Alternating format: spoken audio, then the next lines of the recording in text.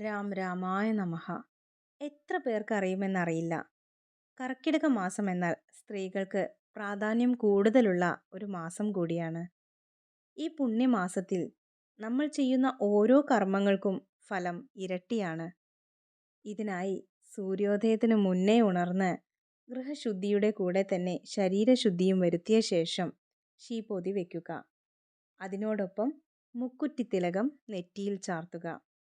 വീട്ടിൽ മുക്കുറ്റി കിട്ടാനില്ലെങ്കിൽ വാങ്ങാൻ ലഭിക്കുന്നതാണ്.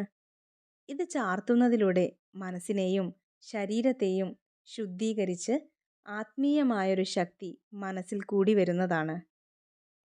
അത് ആദ്യ ദിവസം തന്നെ നമുക്കറിയാൻ സാധിക്കും. കൂടാതെ ദീർഘസുമംഗലി ഭാഗ്യം കൂടെയാണ് നമുക്ക് ലഭിക്കുന്നത്. തുടർന്ന് പറ്റുന്നത്ര ദിവസം ക്ഷേത്ര ദർശനം നടത്തുക.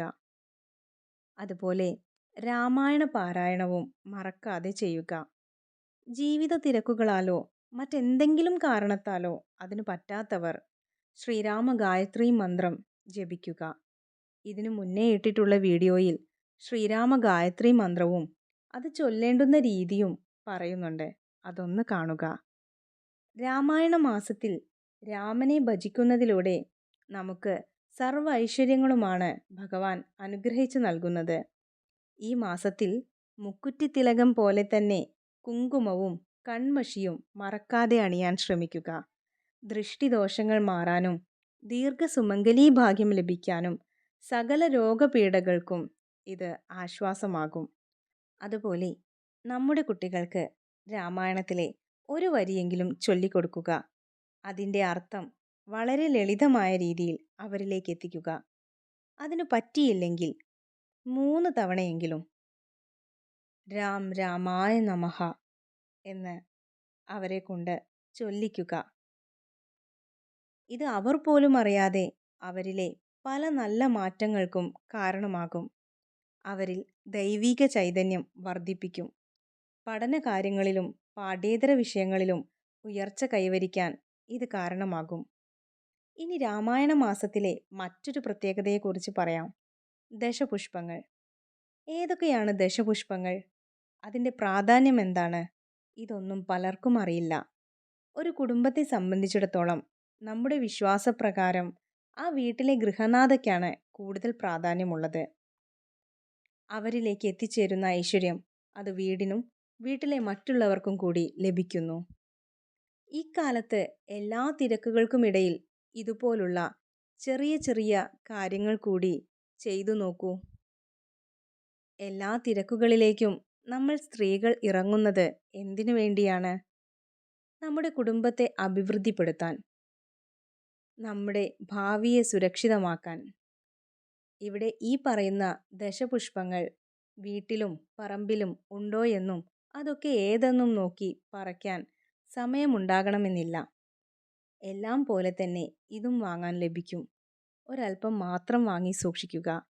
ഈ രാമായണ മാസം മുഴുവനും പറ്റുന്നതും തലയിൽ ചൂടുക. അതിനു പറ്റിയില്ലെങ്കിൽ ചൊവ്വയും വെള്ളിയും ചൂടാൻ ശ്രമിക്കുക. ദശപുഷ്പം തലയിൽ ചൂടുന്നതോടെ നമ്മൾ സ്വയം ലക്ഷ്മി ദേവിയുടെ പ്രതിച്ഛായയാവുകയാണ് ചെയ്യുന്നത്. അത് കുടുംബത്തിനും ആ വ്യക്തിക്കും സർവ്വ ഐശ്വര്യങ്ങളും ആയുരാരോഗ്യ സൗഖ്യവും നൽകുന്നു. ജോലിക്ക് പോകുന്നവരാണെങ്കിൽ അതുവരെയുള്ള സമയം മുടിയിൽ ചൂടുക. മനസ്സിൽ എന്തെങ്കിലും ഒരാഗ്രഹം പ്രാർത്ഥിച്ചുകൊണ്ട് ഇത് ചൂടുക. ഫലം വളരെ പെട്ടെന്നായിരിക്കും. മുക്കുറ്റി, തിരുതാളി, ചെറുള, ഉഴിഞ്ഞ, പൂവാങ്കുരുന്നില, കറുക, വിഷ്ണുക്രാന്തി, കയ്യൂന്നി, മുയൽച്ചെവിയൻ, നിലപ്പന ഇവയെല്ലാമാണ് ദശപുഷ്പങ്ങൾ. ഇനി ഇത് ഒട്ടും ചെയ്യാൻ സാധിക്കുന്നില്ല എങ്കിൽ ഒരു തുളസിക്കതിരെങ്കിലും മുടിയിൽ ചൂടുക. സാക്ഷാൽ വിഷ്ണു ഭഗവാന്റെ ഏറ്റവും പ്രിയപ്പെട്ട ലക്ഷ്മി ദേവിയുടെ സാന്നിധ്യം നിറഞ്ഞു നിൽക്കുന്നതാണ് തുളസിയിൽ. ദേവിയുടെ സർവ്വാനുഗ്രഹവും അതിലൂടെ ലഭിക്കും. കഴിയുമെങ്കിൽ തുളസിച്ചെടിയെ ഒരു തവണയെങ്കിലും വലം വയ്ക്കുക. അങ്ങനെ ചെയ്യുമ്പോൾ ഓം നമോ നാരായണായ എന്ന് ജപിക്കുക.